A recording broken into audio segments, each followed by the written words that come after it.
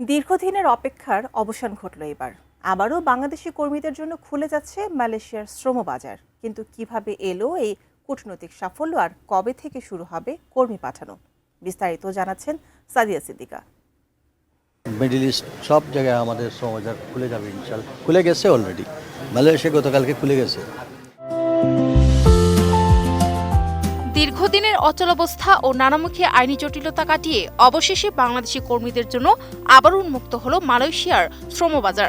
প্রধানমন্ত্রী তারেক রহমানের সাম্প্রতিক সফল মালয়েশিয়া সফরের পর দুই দেশের উচ্চ পর্যায়ের দ্বিপাক্ষিক আলোচনার মাধ্যমে এই বড় কূটনৈতিক সাফল্য এলো। মঙ্গলবার দুপুরে সিলেট সার্কিট হাউসে আয়োজিত এক সংবাদ সম্মেলনে আনুষ্ঠানিকভাবে এই সুখবর জানান প্রবাসী কল্যাণ ও বৈদেশিক কর্মসংস্থান মন্ত্রী আরিফুল হক চৌধুরী। তিনি জানান, আগামী 1 থেকে 2 মাসের মধ্যে সম্পূর্ণ বিনা খরচে মালয়েশিয়ায় কর্মী পাঠানো শুরু হবে বলে আশা করছে সরকার।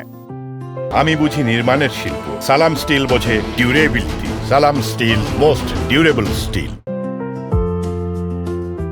এবারের বাজার সচল করার ক্ষেত্রে বাংলাদেশ সরকার বেশ কিছু কাঠামোগত পরিবর্তন এনেছে। মন্ত্রী স্পষ্ট করেছেন, এবার রিক্রুটিং এজেন্সির নির্বাচনের জন্য মালয়েশিয়ার উপর নির্ভর না করে বাংলাদেশ নিজেই সম্পূর্ণ স্বাধীনভাবে এজেন্সিগুলো বাছাই করবে।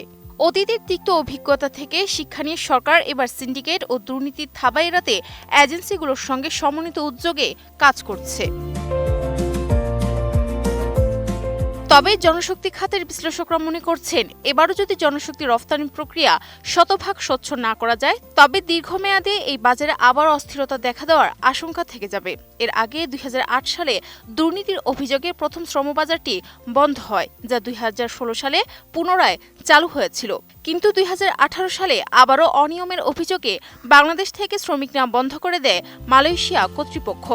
এরপর 2022 সালের আগস্টে পুনরায় কর্মী পাঠানো শুরু হলেও 2024 সালের 1 জুন থেকে আবারও বাংলাদেশি কর্মীদের জন্য শ্রমবাজারের দরজা পুরোপুরি বন্ধ হয়ে যায়। বিগত 2024 সালে মালয়েশিয়ায় যাওয়ার সমস্ত প্রস্তুতি নিয়েও শেষ মুহূর্তে যে 7,873 জন কর্মী আটকা পড়েছিলেন, তাদের পাঠানোর দায়িত্ব দেওয়া হয়েছে সরকারি সংস্থা বৈসেলকে।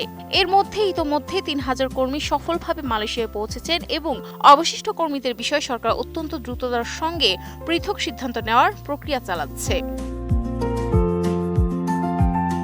সিলেটের এই অনুষ্ঠানে প্রবাসী কল্যাণ মন্ত্রী শুধু মালয়েশিয়ার বাজার নিয়ে কথা বলেনি, বরং অদূর ভবিষ্যতে মধ্যপ্রাচ্য, জাপান ও মরিশাসের শ্রমবাজার নিয়েও নতুন সুখবর দেওয়ার ইঙ্গিত দিয়েছেন। দেশের অর্থনীতিতে গতি ফেরাতে এবং রেমিটেন্স প্রবাহ বাড়াতে সরকার বর্তমানে বিকল্প শ্রমবাজার অনুসন্ধানে জোরে সোরে কাজ করে যাচ্ছে। গতকালকে দেখছেন তো, মালয়েশিয়া ইজ ওপেন। আমি বলছিলাম না জুলাইতে open, soon as middle east সব জায়গায় আমাদের শ্রমবাজার খুলে যাবে ইনশাল্লাহ। খুলে গেছে অলরেডি, মালয়েশিয়া গতকালকে খুলে গেছে। শ্রমবাজারে আমাদের মিডল ইস্টে আমাদের জাপান, কোরিয়া, আমাদের মরিশাস, আমাদের